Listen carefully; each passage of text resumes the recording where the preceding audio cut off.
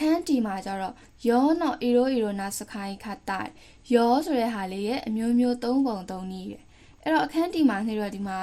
စာအုပ်ကိုကြည့်မယ်ဆိုရင်တော့1 2 3 4ဆိုပြီးတော့ခွဲထားရတယ်ပေါ့နော်အဲ့တော့နေကအဲ့ဒီဟာတွေကိုမကြည့်တော့ဘူးအလွယ်ပဲမှတ်လိုက်မယ်နေတော့ယောကိုမြင်လိုက်တာနဲ့ယောတို့ယောနိတို့ပြောတာနော်ယောတို့ယောဆိုတာယောနိအဲ့တော့အဲ့ဒီဟာလေးကို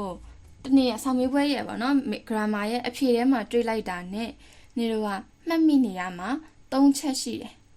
ပထမတစ်ချက်ကတော့ဘာလဲဆိုတော့လိုမျိုးလိုပဲဆိုတဲ့ဟာလိုမျိုးလိုပဲ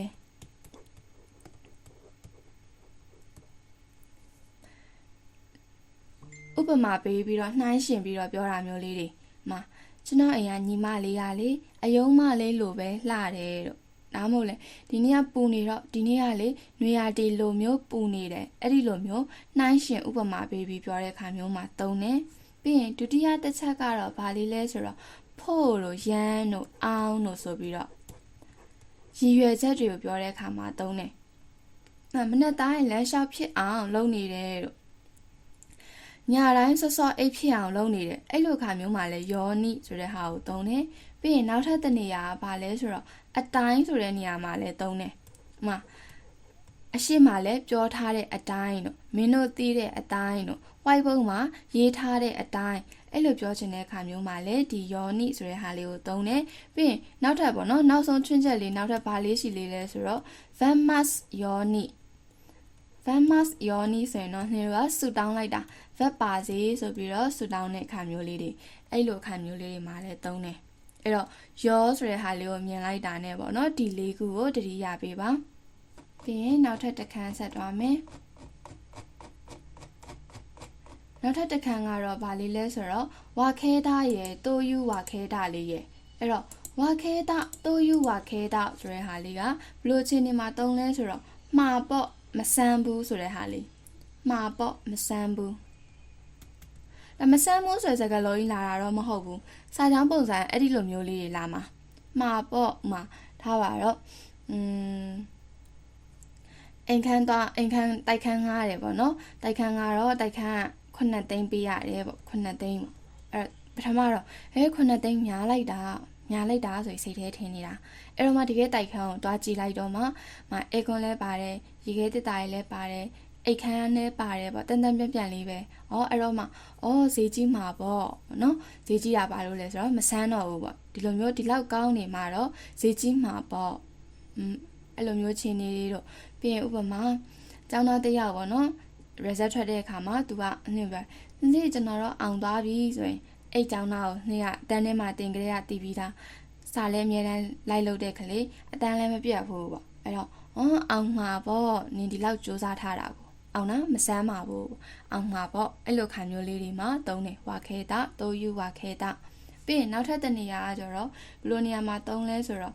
မှာပေါ့ပဲဒါပေမဲ့ तू မှာပေါ့နော်ဆိုတာမျိုးလေးပေါ့မြန်မာလိုပြောမယ်ဆိုရင်မှာပေါ့နော်ဆိုပြီးတော့ तू တစ်ခုခုပေါ့နော်တွက်ချက်ထားတဲ့ဟာလေးကိုမှန်လားမမှန်ဘူးလားဆိုပြီးတော့အတည်ပြုတဲ့ပုံစံလေးတွက်ချက်ထားတဲ့ဟာကိုအတည်ပြုတဲ့ပုံစံတွက်ချက်ထားတဲ့ဟာကိုအတည်ပြုတဲ့ပုံစံဒါမြန်မာမှာလည်းအပြင်မှာစကားပြောရင်လည်းသုံးလေးရှိရလေအဲ့လိုဖြစ်သွားမှာပေါ့နော်ဆိုတာမျိုးလေးတွေပေါ့ဥမာလူကတငယ်ချင်း9 ယောက်မုံစားတာ1000ကျတယ်ပေါ့အဲ့တော့1000ကျတဲ့ဟာကိုငါတို့ညီတူညီမျှခွဲလိုက်ရအောင်ပေါ့ဒါဆိုရင်တယောက်က9 ယောက်ကို1000ဆိုတော့တယောက်ကို2000ကျသွားမှာပေါ့နော်ဒါသူတွက်လိုက်တာလေနော်1000ကို9နဲ့စားပြီးတော့ဒါဆိုတယောက်ကို2000ကျမှာပေါ့နော်ဆိုတာမျိုးလေးတွေပေါ့အဲ့လိုချင်းတွေမျိုးလေးတွေမှာသုံးတာပါအဲ့တော့တွဲသုံးတဲ့ဟာတွေကတော့အရင်တော့ရေးမကြည့်ဘူးပေါ့နော်။စာမေးပွဲမှာနှင်းတို့တွဲသုံးတဲ့ဟာတွေကိုမေးတာမဟုတ်ဘဲနဲ့ပတ်တန်းတွေကိုအားလုံးဝင်မေးတာ။အဲ့တော့ကြည့်ချင်ရတော့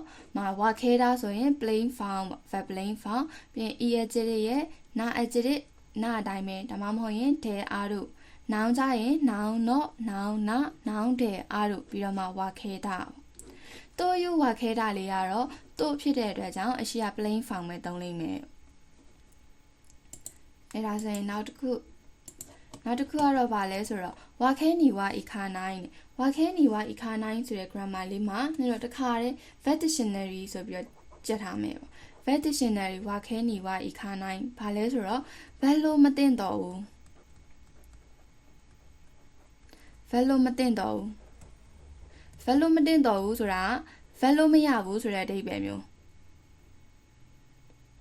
vet လို့မသိတော့ဘူး vet လို့မရဘူးပေါ့နော်လုံးလို့မရဘူးဆိုတဲ့အဓိပ္ပာယ်မျိုးလေးသူကဒီစီမင်းစည်းကမ်းတွေဥပဒေတွေအရသတ်မှတ်ထားတာမျိုးတော့မဟုတ်ဘူးဒါကြောင့်မလို့တော့မတင်တော့ဘူးလို့ပဲပြောထားတာလေစီမင်းစည်းကမ်းဥပဒေနဲ့ဆိုမလုပ်ရဘူးအဲ့လိုမျိုးပဲပြောမှာပေါ့ဒါမတင်တော့တာဥပမာဒီလူချင်းကိုချင်းစာစိတ်တွေကြောင်းတို့ဒါမှမဟုတ်အသိစိတ်တွေကြောင်းအာနာတဲ့စိတ်တွေကြောင်းပေါ့လုံလို့တော့မတင်တော့ဘူးဆိုတာမျိုးလေးတွေဥမာအရန်ကိုယ့်ရဲ့တငယ်ချင်းကအရန်ဒုက္ခရောက်နေတာဒုက္ခရောက်နေတော့ကိုယ်လာပြီးအကူညီတောင်းတယ်အဲ့တော့တငယ်ချင်းဒုက္ခရောက်နေတော့မကူညီလို့မတင်တော့ဘူးเนาะမကူညီလို့မတင်ညင်လို့မတင်တော့ဘူးဆိုတဲ့ဟာမျိုးပေါ့ညင်လို့မတင်တော့တာအကူညီတောင်းတဲ့ဟာရောညင်လိုက်လို့မရဘူးပေါ့အဲ့လိုခါမျိုးမှာတုံးတဲ့ Vet Dictionary ဝါခဲနေဝါဤခါနိုင်ပြီးတော့ဥမာတငယ်ချင်းကပေါ့နော်သူ့ရဲ့နေ့စဉ်မှတ်တမ်းစာအုပ်ကြီးကအခန်းထဲမှာဒီတိုင်းပဲကြံနေခဲ့တာနေ့စဉ်မှတ်တမ်းဆိုတာသူ့ရဲ့နေ့စဉ်ဖြစ်ပျက်တွေတို့သူ့ခန်းစားချက်တွေတို့ရေးထားမှာပေါ့အဲ့တော့လူဆိုတာဆက်စုခြင်းတော့ဖတ်တော့ဖတ်ကြည့်ခြင်းနေတာဒါမဲ့လေသူ့ရဲ့ကိုရေးကိုတာကိစ္စတွေပါမှာဆိုတော့ဖတ်လို့မတင်တော့ဘူးပေါ့နော်လုံးလို့မတင်တော့ဘူးဖတ်လို့မရဘူးအဲ့တော့ဖတ်လို့မတင်တော့ဘူးအဲ့တော့ဖတ်တီဆိုရင် your mimas အဲ့တော့ Vet Dictionary ဆိုတော့ your မှုဝါခဲနေဝဤခါနိုင်ဖတ်လို့မတင်တော့ဘူးအဲ့လိုချင်းမျိုးလေးတွေမှာတုံးတယ်ပြီးရင်နောက်ဟိုဘက်ကတော့ဗာလေးလဲဆိုတော့ Vet Dictionary ဝါခဲနေဝဤခါနိုင်ပြီးတော့နံပါတ်3က Vet 9ဝါခဲနေဝဤခါနိုင်ဒီမှာကျတော့9ဖြစ်သွားပြီ9ဖောင်လေးနဲ့ဖြစ်သွားပြီ9ဖောင်လေးနဲ့ကြာရင်တော့ဘယ်လိုဖြစ်သွားလဲဆိုတော့မဗတ်လို့မတင်တော့တာမလုံးလို့မတင်တော့တာဖြစ်သွားပြီမဗတ်လို့မတင်တော့ဘူးအဲ့တော့မဗတ်လို့မတင်တော့ဘူးဆိုတာဘာလို့ရမယ်လို့ပြောရလဲဆိုတော့ vet ရမှာလုံးရမှာမလုံးလို့မတင်တော့တာမျိုးဥမာတငယ်ချင်းမင်္ဂလာဆောင်ဆိုတော့မသွားလို့မတင်တော့ဘူးဘာလို့ရမလဲဆိုတော့သွားကိုသွားရမှာအဲ့တော့ဤခါနိုင်ဝါခဲနေဝါဤခါနိုင်မသွားလို့မတင်တော့ဘူးအဲ့လိုပဲသူများပစ္စည်းငှားထားရင်ပြန်ပေးရမယ်ပြန်မပေးလို့မတင်တော့ဘူးမပေးလို့ဆိုတော့ပေးတီကခါရဲရှိမှပြန်ပေးတာအဲ့ဒီကနေပြီးတော့မှခါအဲစနိုင်ဝါခဲနေဝါဤခါနိုင်ပါပြန်မပေးလို့မတင်တော့ဘူးဒါကြောင့်မလို့သူတို့ကစင်စင်လေးဖြစ်နေတယ်စင်စင်လေးဖြစ်နေတော့တေးသေးချာချာခွဲပါလှုပ်လို့မတင်တော့တာလားမလှုပ်လို့မတင်တော့တာလားလို့ခွဲမယ်လှုပ်လို့မတင်တော့တာဆိုရင် dictionary ဖောင်နဲ့တွဲတာမလှုပ်လို့မတင်တော့တာဆိုရင်ကတော့9ဖောင်နဲ့တွဲတာပေါ့အဲ့တော့ဒီနေ့ကဒီထိပဲပေါ့နော်အဲ့တော့ဒီနေ့ grammar လေးကိုဒီခန်းလေးထိပဲနှွှေလိုက်မယ်